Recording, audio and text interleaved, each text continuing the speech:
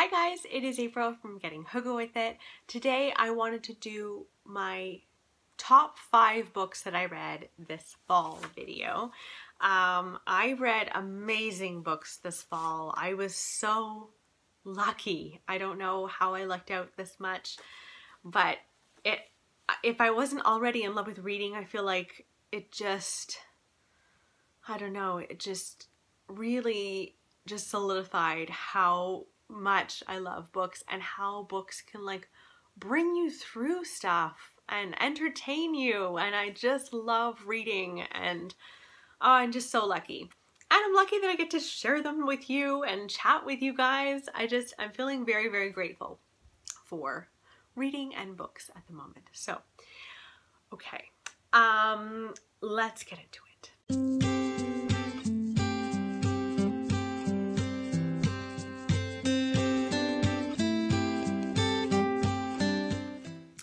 So the first book I want to talk to you about is Sea Prayer. This is a tiny, tiny little book, and it's illustrated. But this is a really emotive book. This is about a man who is taking his child, and he's leaving Syria, and they're waiting on the shore to get into a boat to go to better places, to go to safer places, I should say. And he is telling his child about how he remembered Syria growing up, and it's entirely different from where it is now, and he's devastated by that loss, and he's reminiscing about his love for his home country, and it is about his concerns about what's going to happen when they get into the boat. This whole book was inspired by the child in Syria who is very famous images of this little boy who drowned. They were trying to cross in a boat and he drowned. And I just think this is such an important book. I read it before work one day, trying to put on my makeup. That was a terrible idea because I just ended up bawling my eyes out. It's very upsetting. We need to do more for refugees across the world, and it's very upsetting to hear people like Trump talking about, you know, this caravan of people, and so many people are fleeing their homes because it's unsafe and it's not a place to raise your family. And I just find it amazing how many countries and politicians don't seem to want to care. It really upsets me. I think it's stupid. And yeah, this book will pull at your heartstrings.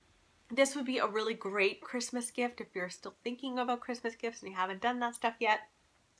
All of the proceeds of this book goes to help refugees. So it goes to the UNHCR, the UN Refugee Agency, and the Khalid Hosseini Foundation to help fund life-saving relief efforts to help refugees across the globe. So, highly recommend it. Sorry to go on about politics there a little bit, but you know what? It's my channel, and it really pisses me off, so. Moving on to happier things, I guess, is Life After Life by Kate Atkinson. I think this is my favorite book, like, ever. I think it is. It is absolutely brilliant. This is about a girl named Ursula. I wanted to call her Olivia. Her name is not Olivia. Her name is Ursula. We meet her in the early 1900s, and she's born, and in one chapter she's born and dies, and in another chapter she's born and continues to live. So it is called Life After Life for a reason. You are watching Ursula live and die at different varying points in life, and it's all totally random.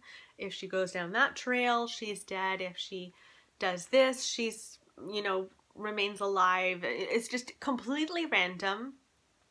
And this helped me really sort through my own emotions about life and the things that life throws at you.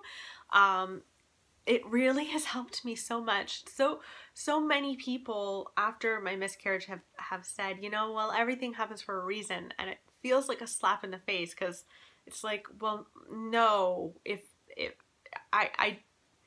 there was a God kind of going like this and deciding that my baby shouldn't have existed, I don't really want to know that God. So this got really deep for me, and really pulled me through so many things that I was struggling with. And I do feel a lot better knowing that just life is kind of random. I just loved this book. You also, Ursula is absolutely wonderful. She's an interesting character. You're really tied to her. She's loving, but she's also got some sass to her, which I really like. This also takes place during World War II, or some of it takes place in World War II. And those scenes to me made me feel like I was there, like I was walking the foggy streets of London, like I was there during the air raids. I just was blown away. This is definitely a book that I want to reread. It's wonderful. So Life After Life is most definitely a favorite. Another favorite of mine was The Glass Castle by Jeanette Walls. I listened to this on audiobook, which was fantastic. And this follows Jeanette Walls. This is nonfiction about her childhood, which was very strange and very upsetting. But she's able to kind of approach it sometimes with a little bit of humor when it is appropriate, because she had a hard life. Her parents were really eccentric, and they were very self-centered, and her mom was an artist, which is totally fine. Her mom was an artist, but didn't really care about her children all that much. Her dad was this man who would like get a job and then lose the job because he would just not be interested. And he was always saying that like he was going to invent all of these things.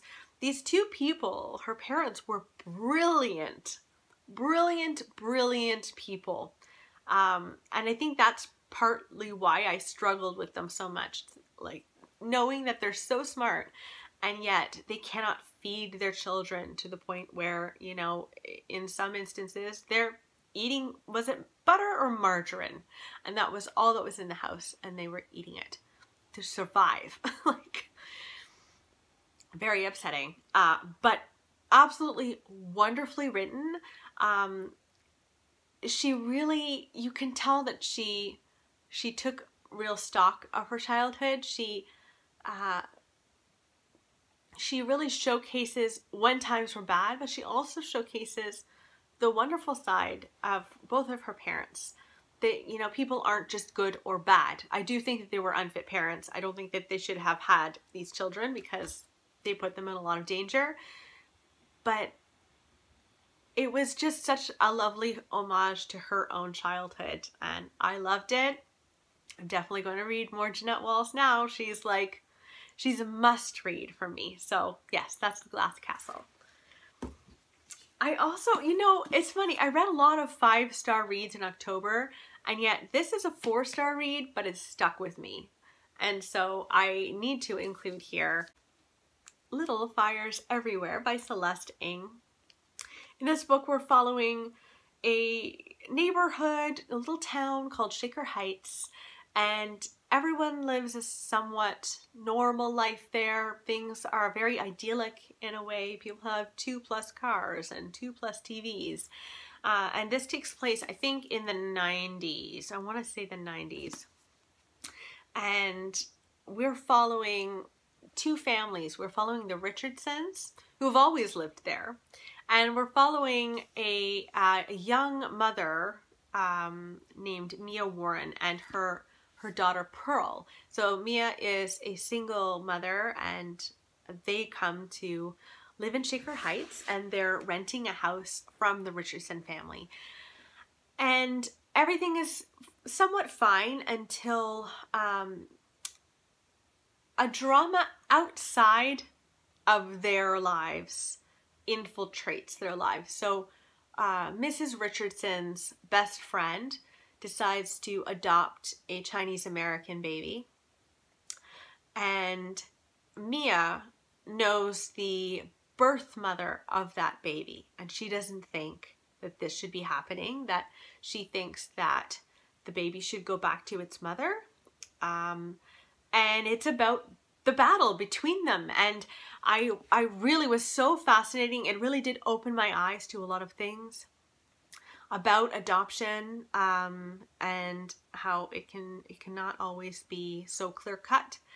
And it really solidified to me to kind of stay in your own lane as well. However, I did struggle a little bit with the end of this because I did feel like we were being pushed to have a side, and I thought the whole point of this book was to not have a side, which I would have preferred it if there was no side that was the right side, because I actually didn't think there was a right side in this. Between, I should say specifically between Mia and Mrs. Richardson. Those two were really the ones who butt heads. But it was so fascinating. I was just flipping through this book. I loved it. I'm definitely going to read more Celestine. This is a good reason for me to remember that even if you don't like one book by an author, I didn't like Everything I Never Told You, you can like another. So good to know. Good to know from me. And then the last one is one of my favorite horror books of all time now, and definitely my most favorite ghost story, The Little Stranger by Sarah Waters. This book had me looking over my shoulders. This book I could not read when Barry went away to Boston. I had to read it before he left because I was too afraid to read this alone in the house. It was terrifying. And what was great about this book is it truly is historical fiction. We are following a family who was very rich and lived in this enormous mansion. But, you know, the wars have happened and the aristocracy, you know, they're just not, you know, they're just not as rich anymore. And so they're now living in a kind of crumbling mansion. And it's a book about the rise of the middle class and the fall of the upper class. And you meet a doctor who represents the middle class, and he's going to this home called Hundreds Hall to take care of people. There are a lot of people there that are sick, even though there aren't a lot of people at Hundreds Hall. I think there are like four or five people who live there and work there. And it's really about the interactions between the middle class and the upper class, and also the lower class, because there is a person there who takes care of the home and cooks meals and that kind of thing. So it's about class, and you get so interested in the characters that you completely forget there's a ghost until suddenly she just drops the scariest scenarios on you, to the point where you're just like, oh my gosh, I'm so unsettled because I wasn't expecting it. Like, you know, going into this is about ghosts. It's about a ghost. And yet, every time something would happen, I would be like, oh yeah, this is about ghosts. And it would just shock me. And I just absolutely loved this. If you like historical fiction and you want to read something creepy, like, I'm not going to say that this isn't scary, because it really did scare me. If you like historical fiction and you want to delve into horror, please read The Little Stranger. So good. I'm happy just thinking about those books. I love books so much. I'm so grateful. I think I've said that a million times in this video, but I really am. So let me know in the comments below, what was the best book that you read in the fall? I would love to know. And I will talk with you soon. Okay? Bye, guys.